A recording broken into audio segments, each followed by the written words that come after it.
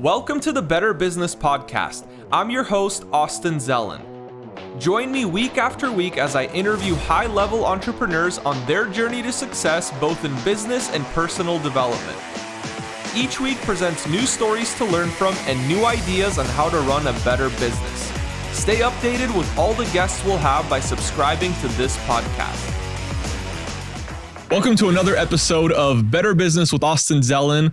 Today we have a special guest here. He has the, I believe, second largest real estate brokerage in the state of Nevada. They do a ton of business, and we're very excited to have him here today because he's going to be sharing some of the best secrets and processes and systems that have gotten him to where he's at today. So very excited to have you, man. Thank you for coming out. And I want to start out with just kind of giving people a brief background of who you are, share what you do and how you got into this business in the first place. Sure. I was born in a very small town in North Florida. And, kind of an average student, if you will. I was the kid that could get A's on all the tests, but never did the homework. So wound up with like a high C/B average. It was just barely enough to get me into college. Was always had kind of an entrepreneurial spirit. Got in the bar business when I was very, very young. And actually owned part of my first college bar at Florida State when I was 20 years old, was running that. And as soon as we had that, I decided the institution had nothing further to offer me. So I decided not to go back to school and finish that degree. And then from there, I was in the hospitality industry for several years, owning different things, and made my way up the ladder at Hooters of America very early, which was, I know it's kind of comical now, but that was a cool job for a 20-year-old. Yeah. When you're in your mid-20s, that was a cool job back in the day. Wound up in the bar business, or nightclub business. Nightclub I was running in Atlanta, made famous by, there was a murder during the Super Bowl in 2000 where Ray Lewis, NFL player, was involved. And that was actually my club that I was running that club. So was that a good thing for business or bad? No. It went from Esquire magazine had called us at the time the hottest nightclub on the East Coast of the United States. So before this incident. Before it happened. Yeah. And then, that week of Super Bowl, which we just had here, but we had the NFL Pro Player Party, we had the Maxim Party, we had the Playboy Party, we had them all. And 2 weeks after that happened, you could have hit a 7-iron through that bar on a Saturday night. Wow. It was wild what that did. But that kind of forced me getting out of that situation. And then in the next situation I was in, I was some partners in the bar business at 28 years old. I had bleeding ulcers and I was falling apart. And my doctor was like, you need a life change. And I was like, okay. So I called my buddy, who was at the time a vice president at WorldCom, which was a big telecommunications company back in the day. And I said, hey man, everybody always says I should be in sales. Give me a job in sales. And he says, dude, I can't give you a job off the street at WorldCom. I can't. You got to go get some experience. So I give you two choices. So what's that? He goes, you can either go sell cars or you can sell Kirby vacuum cleaners door to door. And I was like, what? I'm like, he goes, either way, you'll have a PhD in sales. And I was like, zero chance I'm going to go sell Kirby vacuum cleaners door to door. So I went and sold cars. And that lasted approximately 90 days. And he was right. I did get a PhD in sales. I was salesman of the month my first month. Then they moved me up to Highline. I worked there for 2 months. And then from there, I like to think that any great entrepreneur has something in common, which is they're chronically unemployable, which means that just the idea of taking orders from anybody else just drives you nuts. And I've always been that guy. I'm a terrible, terrible employee. I'd like to think I'm a great leader, horrible employee.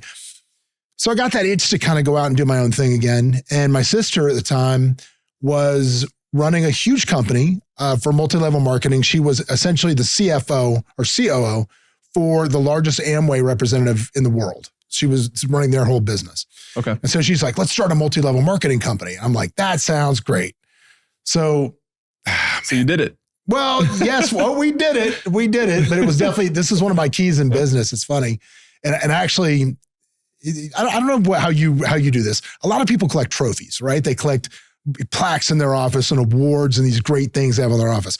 My office is littered with like trophies of failure, right? Wow, to remind me of like things that I will never do again. Yeah. Like for example, you walk in my office, I have one bottle of vitamins sitting on my desk.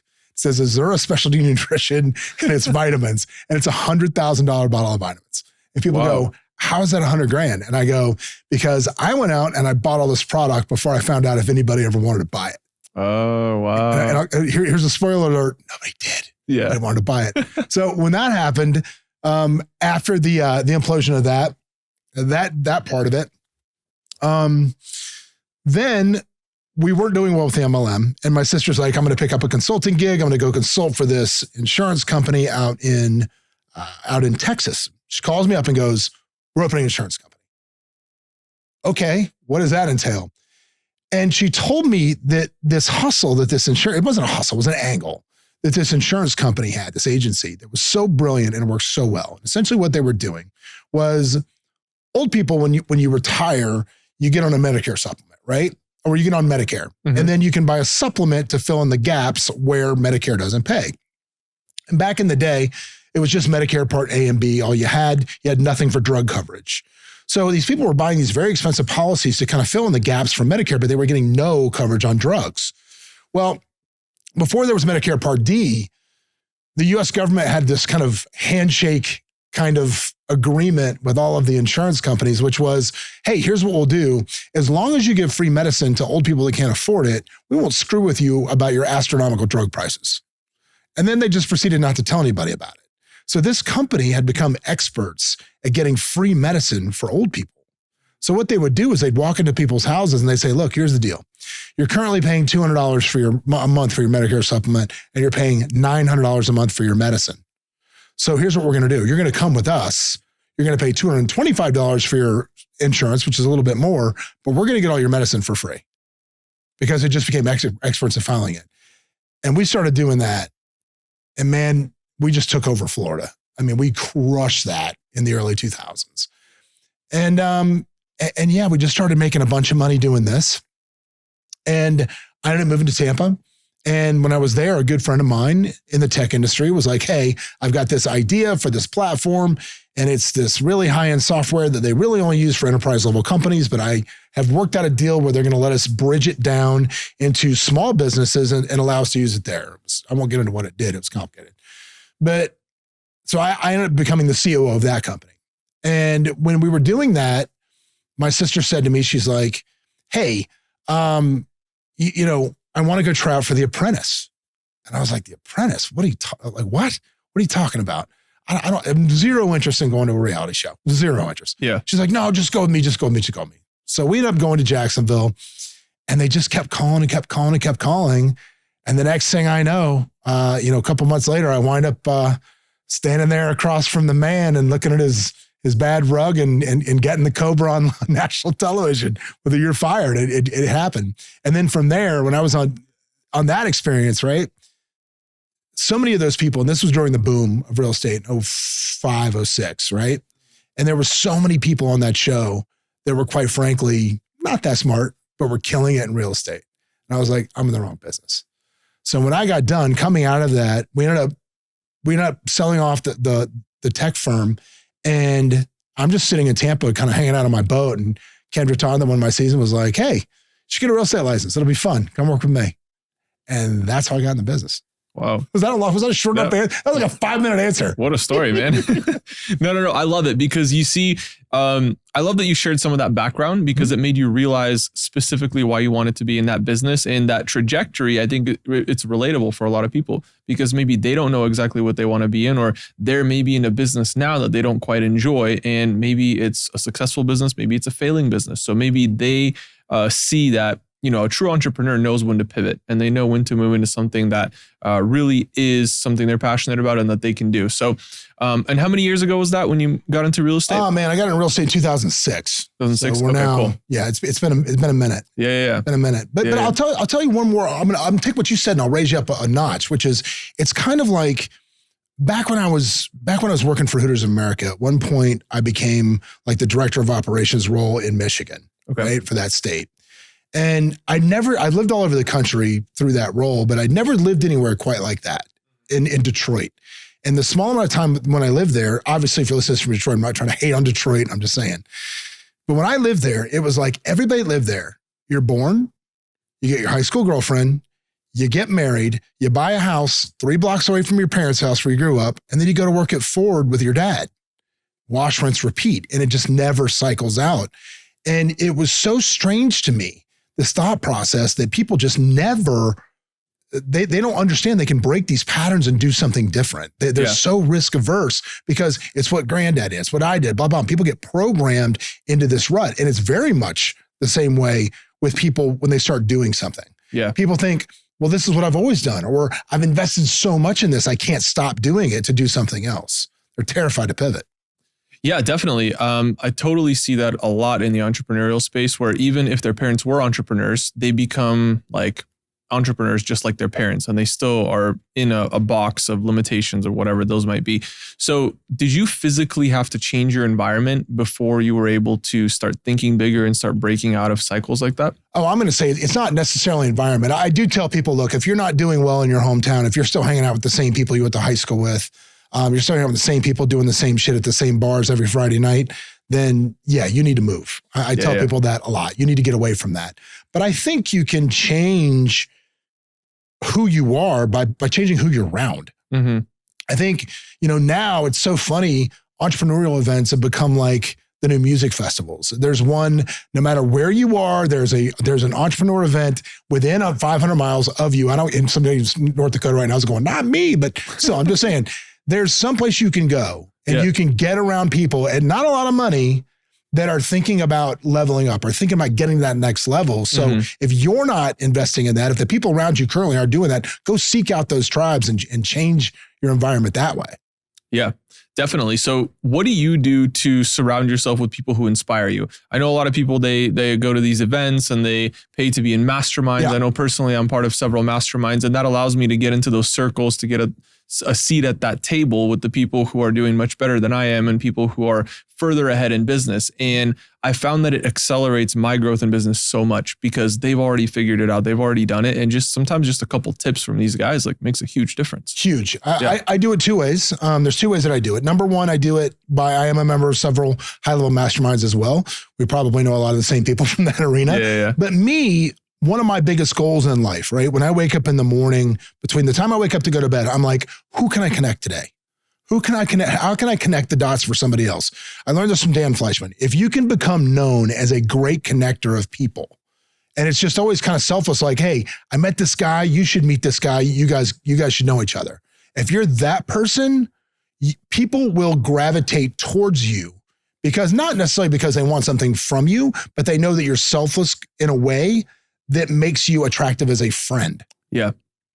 Yeah, definitely. I've experienced that as well. A lot of the times, like the investments that I've made in my career and like even the employees that I found through like different networks and business partners and stuff like that has been through exactly that. And I didn't realize that Dan Fleischman made that popular, but that's very interesting because that's exactly what I do. When I go to a networking event, I'm always, the first thing on my mind is like, who can I connect this person to? Like, who needs what this person does, or who has something that can provide value to this person's business or life or whatever. So that's definitely a great point. And it's allowed me to expand my network very, very quickly. You know what I do at networking events is different from anybody else that I know.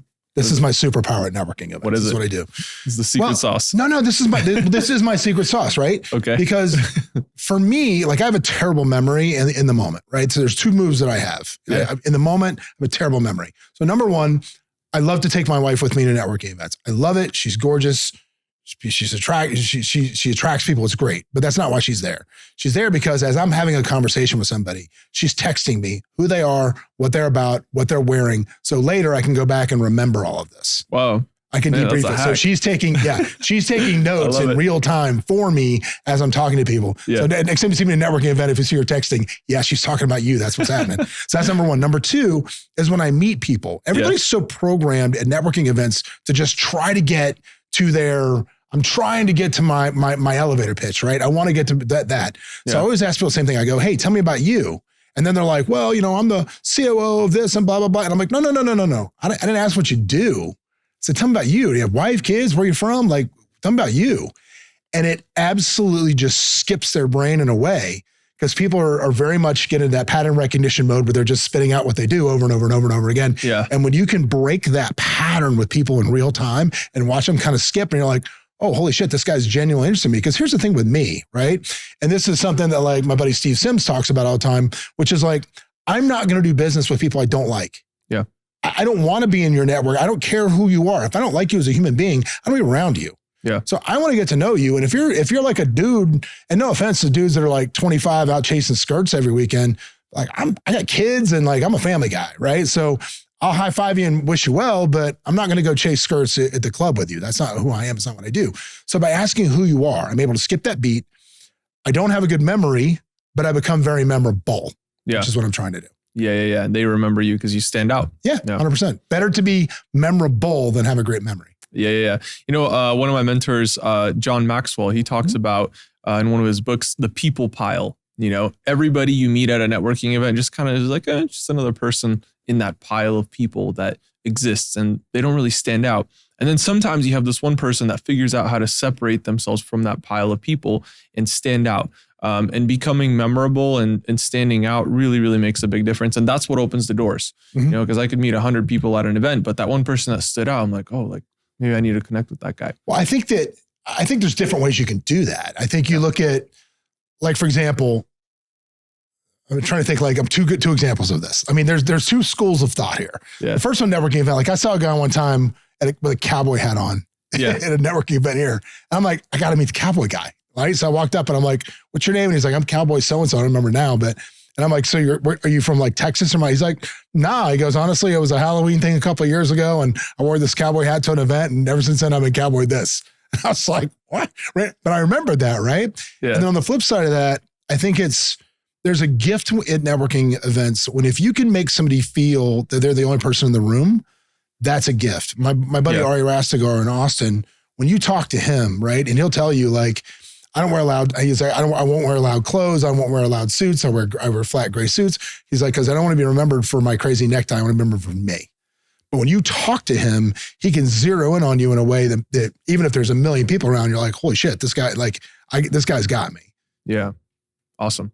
Yeah, I love that. I think it's that genuine connection that makes a difference. So cool. Now, I kind of want to pivot a little bit to our next topic. And this is like having a way to identify your skills in your business. Mm-hmm. You know, I think one thing that entrepreneurs, maybe they're making a couple $1,000,000 a year, they're growing their business, but they want to get to the next level. And I think that a key step to that is identifying what you're really, really good at and honing in on those skills and delegating the rest. So do you have a system that you've developed to identify those skills? Well, I'm not gonna say I developed it. I'm a huge believer in EOS. All of my companies run on EOS. I'm the visionary of almost all of them. I am the integrator at none of them. I have people that execute all of our ideas and make things go. But for me, always, it's that analysis where you're like, what do I love? What can I give up? What is not worth my time? And you try to narrow down and try to fire yourself in every seat that you are. You know, one of my good friends, Ken Clothier, always says, and I love Ken, he always says, you know, are you hustler's CEO? That's like his whole deal. And people go, what does that mean? He's like, well, if you went away for 6 months, went away, like other side of the earth, and you came back, what would be happening at your business? And people are like, oh my God, my business would fall apart. And he's like, you're not a CEO, you have a job. Because it requires you. So I think for me, it's about really breaking down. It's a twofold. It's not just about what I like, but also what is the highest and best use of my time. Yeah. Because there's a lot of things that I love to do. I love ad design. I love that. I mean, but that's a black hole for me. Like, and it's not the highest and best use of my time. Not when I can hire somebody else and outsource that work for $25 an hour. Why am I doing it? So I think that's the thing you have to be careful of is ask yourself every single second of the day, you know, essentially when you're an entrepreneur, you own your own business and everything else, a lot of people fail to do the exercise of seeing exactly how much they make per year or per hour. They don't understand that because sometimes you're working 100 hours a week. Sometimes you're lucky enough to work 10. It just is what it is. Depends on where your business is. So you've got to figure out where you are in the business, track your hours and figure out how much you really make per hour. And then every task you do, you got to ask yourself, if I can hire somebody to do it for less than I'm doing this right now, then you're losing money, especially because your main position as the driver in that business has got to be focused on driving revenue. Everything else is support. Yeah, definitely. I totally agree with that. You know, and like you said, it's what's the highest and best use of my time? Where do I need to focus in on my skill sets and doing what I'm really good at and what do I need to hire out. So that's great. And have you ever brought in like outside consulting companies to help you grow certain parts of your business? Not really. We just hired. Okay. For us, we're a completely vertically integrated business. I love vertical integration. I think if there is a nickel spent anywhere within 500 yards of my business, I want a piece of it. And that's just how we've always done it. So what we've done is we've either built or acquired companies through several different methods. Like, for example, I was talking about this yesterday. My favorite method for acquiring stuff like this is the Tony Soprano method. So let's say that you've got a vertical or an auxiliary business that's connected to your business that you think you can make go. This goes back to my vitamins, not spending the money before you know if there's demand. I'll go find a vendor or another company that's doing it already. And I'll say, look, I want to send all my business to you. And then I would just literally turn the jets on to where all of the business is funneling to that one vendor. And then after about 3 months of tracking it, if I can look at it, if I can tip the scales where I become north of 50% of their revenue, well, now we have a conversation. Because now the conversation is, all right, how much of your business is me? When they say north of 50, it's like, well, I'm your new partner. Yeah. And that's how we've acquired a lot of the verticals that we have through solar, transaction coordination, just different things that we've done. And it's a good business move for them because they know it's like you get to a point where you're like, okay, proof of concept is there. I can go open this myself and hire employees, or we can just become partners and continue to grow it. So for all you people thinking, listen to this, like, man, that's ruthless. This dude's trying to just take advantage of people. No, it's a good savage deal for everybody involved. Because really, we're driving revenue they didn't have in the first place. Yeah, no, I think that's great. That's very creative. I've never even thought of business acquisition through that method. That's the Tony Soprano method, huh? Tony Soprano method. Yeah, Tony Soprano. I'm going to have to look into this more, but that's cool. Yeah, I mean, it's safe for you. You know, you're not having to go out and start this company, see if you can get business. Like, you're just driving all this traffic into an existing business. If you can tip the scales in a significant way, then of course you can become a partner. I think that's great. Yeah, that's cool. So you don't necessarily rely on outside consulting companies, but when you're hiring people, are you looking for people who are like, I know like in my business, I try to find the most qualified, like highest level person that I can possibly find. So I'm targeting the best in the industry. Yeah. Because those are the people that I then delegate that entire department to. Yeah, you get what you pay for, 100%. Exactly. And my philosophy with anybody that works for us is my job as the business owner is to try to replace them every single day with better people. Their job as the employee is to make that impossible. Interesting. And you tell them that straight up? Absolutely. I tell them all that. They all know that. Because that's it. I mean, because listen, the real estate space that I'm in, between brokerage and mortgage and title, and we own it all, it's so hyper competitive that if you are not providing an elite customer experience, there's no way that you're going to maintain at the top of any of those industries like we have. You cannot do it. So for us, it's constantly like, look, and it's not a negative thing. They just know that excellence is our standard across the board. It's in our values at almost every company we have. Excellence is our standard. Yeah. Awesome. I love that. No, that's great. And I think that it gives employees the incentive to continue that growth and continue developing themselves and getting better at what they do. It's more than that. It's the fact that it gives them, it's not, if you take that as a threat, like if you're listening to this somewhere and you just heard that and you feel like, man, that was like a threat as employees. If you heard that as a threat, I'm probably not your guy, because the people that work for us hear that as, I'm a badass. This is my seat. I'm keeping it. And I'm going to prove every day why you can't, dude, you can't hire anybody better than me because I'm awesome. Yeah. And that's motivation. That's the people that I want to hear. So it's not, there's no Grim Reaper hanging around the corner. You know what I mean? It's meant to build moxie in those employees, and it does. Yeah. No, that's awesome. That's great. So do you leverage AI in your business as well? You have to anymore. I mean, it's everywhere. We use it in real estate now. AI is just such a necessity, because when you talk about the conversion rates from lead gen are so low, they're astronaut. They're just incredibly low for real estate. A good conversion rate for online leads is 3%. That's like a good conversion rate. Yeah. So 97 people out of 100 that sign up are just bored. And I'll venture to say this, That number's probably different or easier if you live in Topeka, Kansas. But when you live in Las Vegas and there's as much stuff how many people do you think this weekend Googled, man, Las Vegas looks fun. Look at the Super Bowl. This looks great. I wonder what it'd be like to live in Las Vegas. And they're Googling houses. They're looking up houses online. They're not going to move here. But guess what? They're just curious. A handful of those people, I paid probably $16 to have them land on my website for no reason.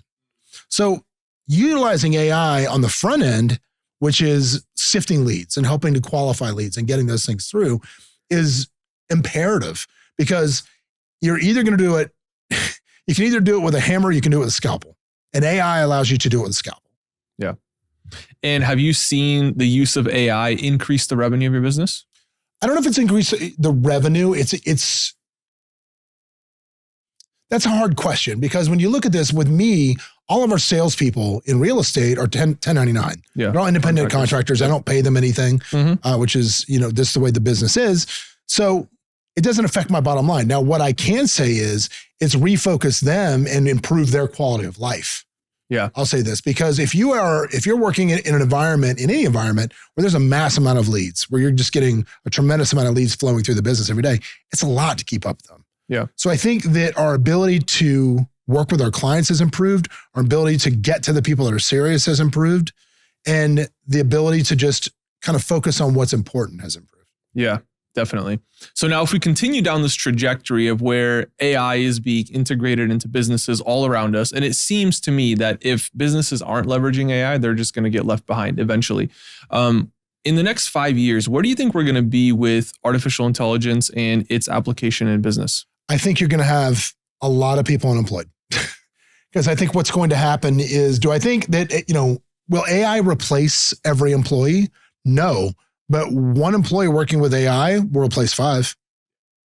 I think that's what it's going to be. So if you're not learning this stuff, if you're not getting into it, and it seems like I learn something new every day, and I try to stay on top of it. And I'm like, I just learned about the GPTs, the non-GPT-4, what is it?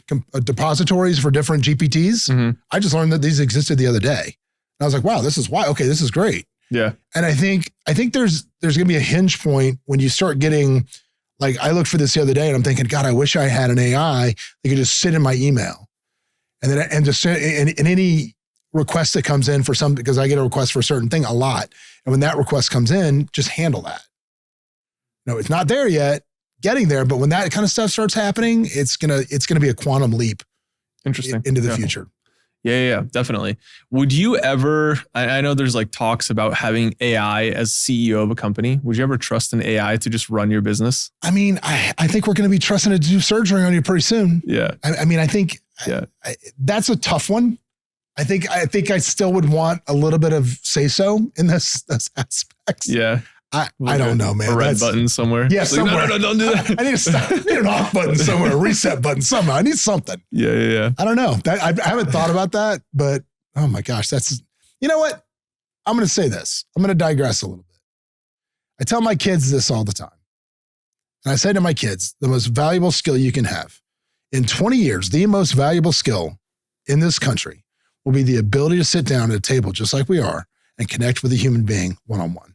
Yeah. Because these kids today, that their face is so far down on their phones and they have no ability to connect in the real world. That is going to be an asset that AI will not be able to replace. And it's going to be, if you've got that in 20 years, I tell my kids this all the time, you will eat every other kid for lunch. Yeah. You're just absolutely going to eat their lunch if you can learn this skill. Yeah. So we're constantly trying to do things to implement that. Yeah. And to add to that, I think it's beyond human connection. It's also storytelling, and being able to connect to an audience or connect to that person that you're speaking with. So I know you also have a podcast. Yeah, I do. So tell me a little bit about that. Have you used that to grow your business, or is that just a side gig? What's up with the podcast? No, the podcast, Escaping the Drift. It's consistently in the top 20 on Apple for entrepreneurship. So we're really happy about that. It's done very, very well. I use my podcast for a couple of things. Number one, obviously brand awareness for me, which is great. Yeah. I have a book coming out this summer, so we're also the same name, Escaping the Drift. We're excited about that. Awesome. But primarily, very much like you use it here, I'm sure this probably has something to do with it. This is what you people don't know about the podcast. When you have somebody of influence, and I'm not a guy, I don't do paid interviews. I don't do infomercial interviews. I can't. Because I can't feign interest. There's something about me. I just lack the ability to feign it. If you're not interested in me right now, you're doing a wonderful job right now. But I don't have that ability to feign interest in someone. So the people that come through, I'm genuinely interested in talking to them. I want to hear their stories. I want to get to know them. And when you spend an hour talking to somebody about nothing but them, they love you at the end of that hour because you're talking about their favorite subject, right? And so for me, I've used that to really grow my network in a place because when you're in those entrepreneur things and you're talking, you're like, now it's funny. Rankings for podcasts anymore are the new blue check mark for Instagram for 3 years ago. 3 years ago, it was like, it's 30 grand. I got to get this blue check mark, but it's going to be worth it. And it was. You would go to these networks and like, oh, here's my Instagram. They see the blue check mark and be like, oh, who's this guy? Now for what is it, $12 you can get or something? Yeah, like $12 a month. Now, for me anyway, when I'm in those rooms and I'm like, I have a podcast, like blah, blah, blah, and I'm like, it's always top 20 in Apple. People are like, I'm sorry, what? Who's your podcast? And now it's gotten to the point where I can pretty much, get anybody I want to come on, which is awesome. Yeah. So hopefully you've seen some of that same auxiliary stuff that I'm talking about, which is great. Yeah. Well, I think for me, the biggest thing is I want people on here who can provide like real actionable takeaways for people. Because if they're watching this and they've got a business and maybe it's doing well, maybe not, like they want things that they can implement into their business today. And so we want the most current topics. We want people who have experience in today's modern business world. And just sharing value that is applicable to today's business. So yeah, definitely. And how long have you had the podcast for? Podcast is now just put up episode 103. Wow, so, okay, congrats. It's been going for a hot second. Yeah. You do one weekly episode? I drop one episode every Tuesday. So every Tuesday it comes out once a week. Luckily for me, I love this facility. This is like my favorite place. Luckily for me, my studio is in my office. I did the Brad Lee method, which was great. Yeah. Because again, people have to come to my office to be on the show, which is wonderful if I'm trying to create relationships. Yeah. Great. And Vegas is such a cool place for that. I mean, it's central. A lot of people come here for events. So whenever somebody's in town, you're just like, hey. there's huge events this week. There's some really, really, really good people in this week. Yeah. We're working on trying to get. We'll talk off. Yeah. You should hit that'll be here this week. Awesome. Cool. Yeah. So, all right. One other thing that I wanted to talk about is using content to scale businesses. I know in real estate, I've seen all these like cool reels of like nice houses and all that stuff. Are you using any of that, or is it just like, straight up real estate, no content, like traditional methods? No. Well, let's talk about, first of all, number one, I've made every mistake you can make when it comes to social media. Every mistake you can make, because everybody's a genius and everybody will tell you what you need to do. And I listen to the wrong people and do not buy followers on Instagram. Do not do that. I mean, at one point I was up to 140,000. We've been weeding it down. I think I'm almost under 89,000 now because it's garbage, right? It's people that wanted to win kills your engagement. Dude, it's terrible. Yeah. And that's just who I was working with was telling me that's what we needed to do. And the same thing happened on YouTube where another guy that was my YouTube manager was like, no, we're going to get engagement. We're going to push this, blah, blah, blah. And then YouTube basically Google banned my channel. Wow. And I'm like, and I know good people at Google. I'm like, bro, I've spent millions of dollars with you guys in advertising through pay-per-click over the years. Yeah. And they're going to ban my YouTube channel. They banned it. So we actually had to start it completely over. Wow. Because I just got some bad advice. So, here's my thing. When it comes to content, there's got to be a good mix of what you do. Number one, I would say everything's got to be done with the end in mind. Like I make content now. If you look at who my content's for, most of it's my podcast, but I do some relevant things because for me, I'm trying to reach an audience of people that are trying to level up. Because obviously, the book's coming out and that's really what it's about, is helping people escape the drift and get from where they are and start excelling at life instead of drifting along with the currents of life. And so I want to get to people I can help. But from a business standpoint, for me, really who I'm after at this point are agents that want to join our company. It's people that we want to work with. Yeah. Interesting. So tell me a little bit more about your book. Like, who is your target audience for this book? It's me at 28 years old. So okay. I had some really cool jobs through my mid-20s. Like I said, I made up to director of operations at Hooters. And that was great to be surrounded by a bunch of Hooters girls, but I didn't make any real money until I was probably 32. And I know somebody's listening to this right now like, my God, that's old. Because yes, I get it. If you don't have a Lambo by 22 anymore in today's society, you're a loser. I get that.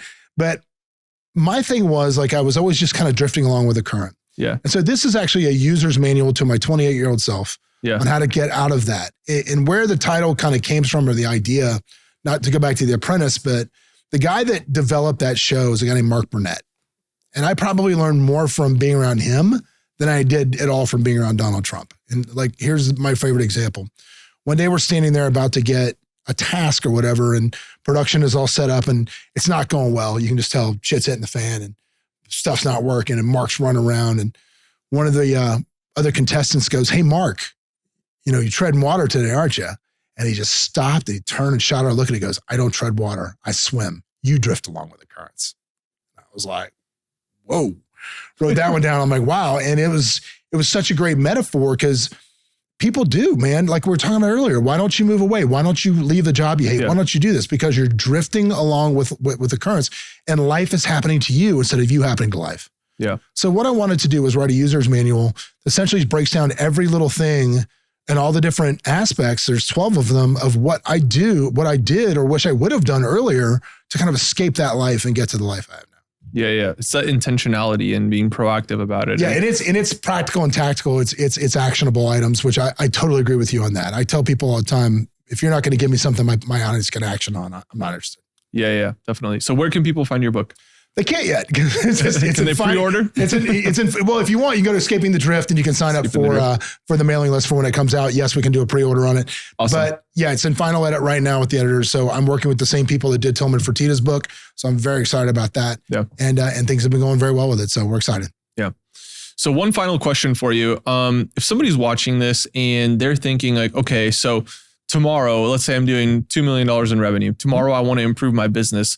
How can I identify the areas that I should focus on first in order to make the most impact? Is it just perfecting what I have? Oof, this is going to be a long answer. It's going to be a really we got all the time in the world. It's going to be a long answer. So my first thing is this. First of all, I look at all my expenses as offensive money or defensive money. Okay. Right? Offense generates revenue, defense services. So I'm always looking, if I can, to streamline defensive revenue, either by outsourcing or by improving systems and processes on this side. But I'm always looking to not save that money. I'm looking to reinvest it on the offensive side of the board. Today, we just decided to hire one of my businesses to hire another sales rep, to add another sales rep to that mix to go out and do something for that business. So I think what happens is people don't analyze that P&L enough. They don't look at, okay, how much of this is offense, how much of this is defense, and they don't move it when they can, or they don't shift it. One of my favorite quotes is Warren Buffett says, you don't know who's skinny dipping until the tide goes out. Well, right now, for a lot of people, the tide is out.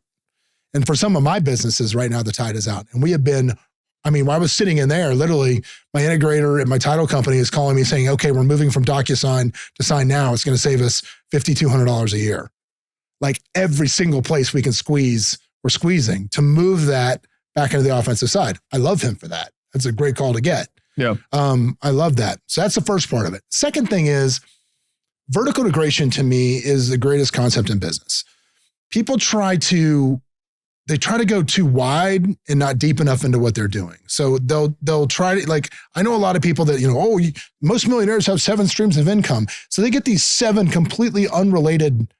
I've got a car wash and I've got a movie, like unrelated completely businesses. For me, that's why I love real estate, because there's so much that happens within that transaction where there's places to make money. So for us, it's always looking for anywhere else our clients are spending money. I want a part of that business. So if I'm making $2 million right now, that's the first question. That's the second. First, I'm going through the offensive, defensive money. My second question is, where else are my clients spending money? And how can I become a part of that? And it's like I said before, you do the same thing with the Tony Soprano method to make sure it's going to work. You just say, okay, where are you spending money? I'm spending money buying widgets. Okay, cool. I'm going to go find a second page of Google widget guy. Not a first page of Google guy, because he's probably doing pretty good. I'm a second page guy. And then I'm going to start getting all of my clients to go buy his widgets, which is going to make his widget store blow up. And then when I can tip the scales to 50%, now we're going to be partners. Yeah. So that's how I would say go from 2 to 4, because in some businesses, if you sell ice cream, there's only so much of it you sell in December. Yeah, no, I love that. I think that's great. Those are definitely some powerful insights. It's like looking at what you can remove from your expenses to add it to your offensive money, like you called it. And then finding out where else your customers are spending money, because they are spending money, and that's just a fact, you know, and it's figuring out what that is and what that looks like, and maybe even potentially developing a partnership with those companies. So I love that. So if people want to connect with you, where can they find you? Yeah, easiest place obviously is Instagram. It's at the John Gafford. You can also go to escapingthedrift.com. All my stuff is there as well. Awesome. Well, thank you guys for joining us. This is Better Business with Austin Zelan. Today we had Mr. John Gafford, and I'll see you all in the next episode.